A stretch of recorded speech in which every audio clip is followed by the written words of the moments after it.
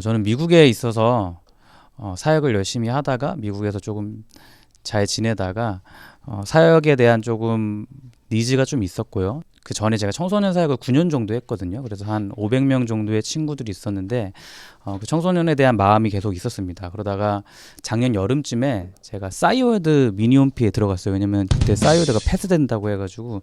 여러분들도 싸이월드 하시죠? 하셨었죠? 안 하시는 분들인가요? 그래서 근데 거기에 들어가서 미니홈피에 들어갔었는데 거기에 있는 글 중에 오글오글 거리는 글을 제가 하나 발견했어요. 그게 뭐냐면 제가 섬겼던 친구들을 위해서 평생 기도하겠다.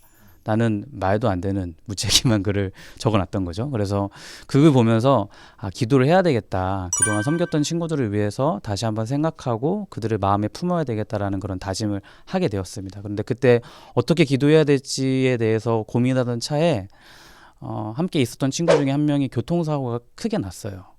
택시에 부딪혔는데 그때 심정지가 왔었고 지금 1년 반이 지났는데도 아직까지 의식이 완벽하게 돌아오지 않았거든요. 그래서 그 사건을 경험했을 때 그 친구는 한국에서 사고가 났고 저는 그때 미국에 있었는데 가지도 못하고 어떻게 해야 될지 모르는 그 상황 가운데서 제 마음 가운데 들어왔던 마음은 인간이 참 유한하구나. 그리고 우리에게 시간이 없을 수도 있겠구나. 내가 또 기도를 못할 수도 있겠구나. 뭐래도 정말 빨리 해야 되겠다라는 복음의 긴급성이 제 마음 가운데 들어왔습니다. 그래서 그 이후부터 하나님께 좀 지혜를 달라고 어떻게 제가 기도할 수 있을까라고 고민하다가 하나님 저에게 주셨던 지혜는 그 많은 친구들을 다 한꺼번에 기도할 수 없으니까 하루에 한 명씩 그 친구들을 위해서 기도하고 그 친구에게 영상 메시지를 보내는 지혜를 하나님이 저에게 주셨습니다. 그래서 그때부터 지금까지 하루에 한 명씩 영상 메시지를 미국에서 보냈습니다. 물론 매일매일 보내지 못한 적도 있고요. 일주일에 한 두세 번 보낸 적도 있고 한국 와서는 이번 주는 하나도 보내지 못했는데 또 많이 보내면 일주일에 5명씩 영상 메시지를 보냈습니다. 영상 메시지 보내는 방법은 아주 간단합니다. 어떻게 보냈냐면요. 기도할 친구들의 이름을 제가 다이어리에다 적어놓고요. 그리고 그 기도할 친구들에게 SNS로 카톡으로 이렇게 문자를 보냅니다. 누구야 잘 지냈니? 되게 오랜만에 5년 만에 10년 만에 이제 그냥 생뚱맞게 연락을 하는 거예요. 그다음에 소통을 좀 하다가 기도 제목 뭔지 물어보고 그 기도 제목을 저장한 다음에 하루 날 잡아서 오늘 이 날은 이 친구를 위해서 기도하는 날이다라고 생각하고 이제 그 친구를 위해서 기도합니다. 그리고 밤에 이제 저녁을 먹고 제가 밤마다 이제 학교 주변을 산책하거든요. 산책할 때 이제 핸드폰을 그냥 켜고 이제 영상을 찍어요. 혼자서 걸어가면서. 거기서 영상의 내용은 이렇습니다. 내가 지금 어떻게 살고 있는지에 대한 근황을 얘기하고 그리고 이 영상을 내가 왜 보냈는지에 대한 이유를 이야기하고 그 친구 기도 제목에 대해서 말해주고 기도해주고 그 이후에 뭐 하냐면요. 한 5분에서 한 10분 정도 설교를 보냅니다. 그러니까 그냥 예배와 신방을 하는 거예요. 그래서 제가 그 학교에서 설교를 한 200번을 했어요. 계속 돌아가면서 이렇게 영상을 찍으면서 설교를 한 거죠. 그 다음에 마지막에 그 친구를 해서 마지막에 기도해주고 이제 그 영상을 보냅니다. 그러면 그 친구랑 이제 소통을 하게 되는 거죠. 그 영상을 받았던 친구들은 저는 뭐 이목집주처럼 유튜브를 열심히 한 게 아니라 다수에게 영상 메시지를 보내는 게 아니라 한 명을 위한 메시지를 보낸 거죠.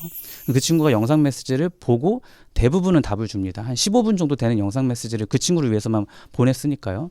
어떤 친구는 그 영상 메시지를 받고 다시 지역교회에 돌아가기도 하고요. 대부분 영상 메시지 보내는 친구들은 교회를 안 다니는 친구들이에요. 그리고 어떤 친구들은 교회에 대한 마음이 생겼는데 교회를 요즘에 너무 가기 어렵잖아요. 특히 청년들은 회사에서 교회 가지 말라는 얘기를 참 많이 한다고 하더라고요. 그래서 교회를 못 가니까 지역교회를 찾지 못하는 친구들 중에 몇 명은 저랑 지금 성경 공부를 하고 있습니다. 그게 오늘 좀 이따 이야기 나누고 싶은 2호인데요. 제가 이 성경 읽기의 이름을 2호라고 정했어요.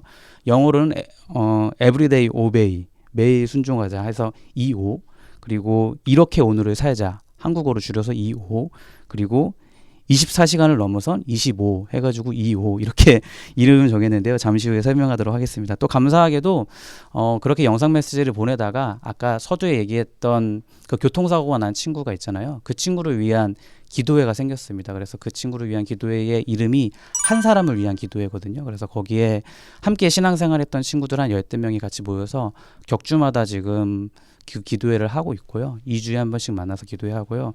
요번에 제가 한국 돌아와서 지난주 토요일에는 진짜 실제로 만나서 같이 기도했습니다. 그 사고 난 친구의 동생네 집에 가서 같이 식사 같이 하고 같이 눈물로 기도하면서 시간을 보냈습니다. 근데 그 기도에 참 놀랍게도 교회 안 다니는 친구들이 참 많이 들어옵니다. 그래서 그렇게 하고 있고요.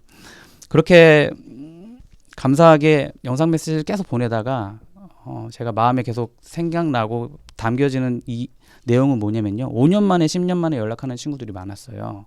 청소년 사역을 했다가 이제 안 만난 지 되게 오래된 친구들이 있는데 그 친구들이 정말 많은 어려운 일들이 있었더라고요. 1대1로 만나니까 그 이야기를 알게 되었고, 근데 그것보다 더 가슴 아픈 건 뭐냐면 그런 어려운 일이 있었을 때 기도를 부탁할 목회자가 없었고 함께 같이 울어줄 신앙 공동체가 없었다라는 거죠.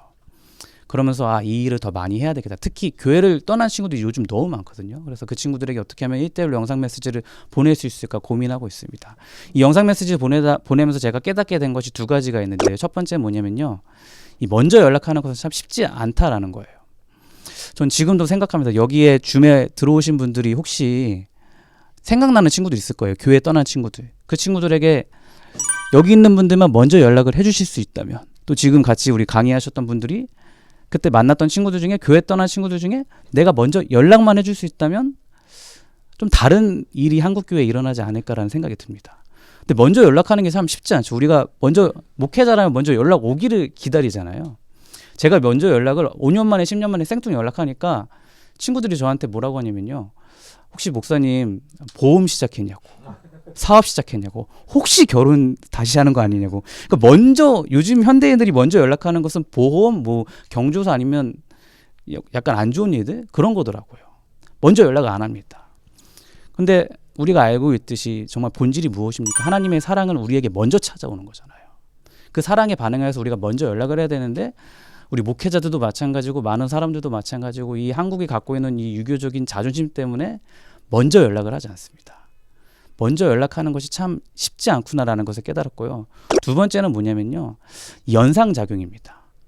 저는 청소년 사역을 9년 하다 보니까 제가 목사라는 그 하나의 타이틀 때문에 제 영상을 보는 친구들이 제 영상을 보고 연상작용이 일어나는 겁니다. 그래서 그 친구들이 저한테 뭐라고 얘기하냐면 예전에 목사님이 설교했던 거 기억난다고, 목사님이랑 같이 식사했었던 거 기억나고, 같이 놀았던 거, 같이 게임했던 거 기억나고, 근데 목사님 갑자기 제가 이런 잘못을 했어요.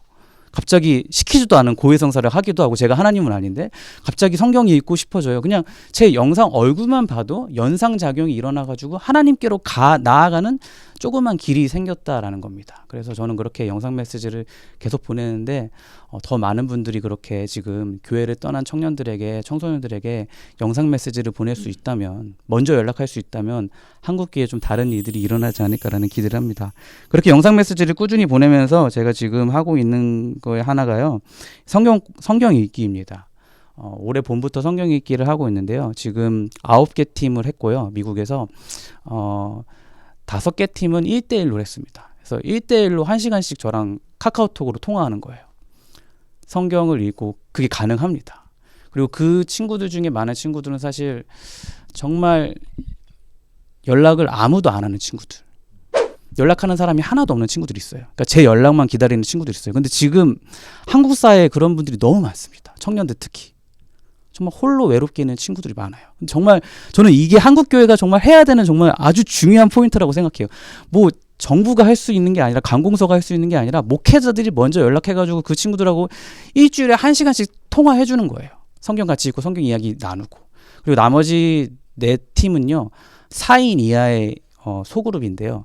4명 이상을 같이 하지 않습니다. 왜냐하면 같이 이야기를 나눠야 되기 때문이에요. 그래서 성경 공부하는 거는 아주 간단합니다. 일주일에 성경 10장씩 읽습니다. 마태복음부터 사도행전까지가 이제 커리큘럼이거든요. 그래서 12주 과정입니다. 3달을 진행을 하고 있는데 일주일에 성경 10장씩 각자 읽고, 그 다음에 일주일에 1시간이나 1시간 반 정도 줌으로 모여가지고 같이 성경에 대해서 이야기를 나눕니다.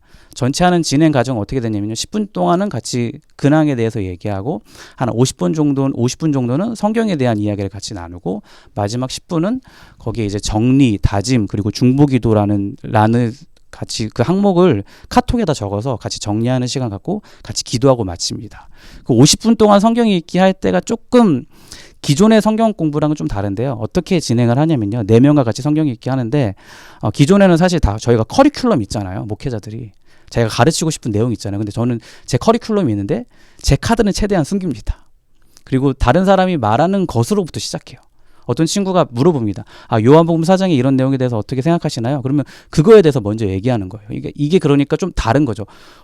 교사 중심의 학습 방법이 아니라 학생 중심의 교육 방법을 선택한 거예요. 그래서 이렇게 하니까 많은 친구들이 적극적으로 같이 성경 공부에 참여하려고 하고 같이 이야기를 많이 나누려고 하고, 그래서 소그룹과 성경 공부가 같이 진행되고 있고, 그 성경에 대한 이야기를 같이 나누고 우리가 어떻게 하면 삶에 적용해서 순종할 수 있을까 그렇게 고민하면서 지금 진행하고 있습니다. 그래서 이게 바로 2O, 이렇게 오늘을 살자, 에브리데이 오베이 25시, 이렇게 해서 지금 성경 공부를 진행하고 있고요.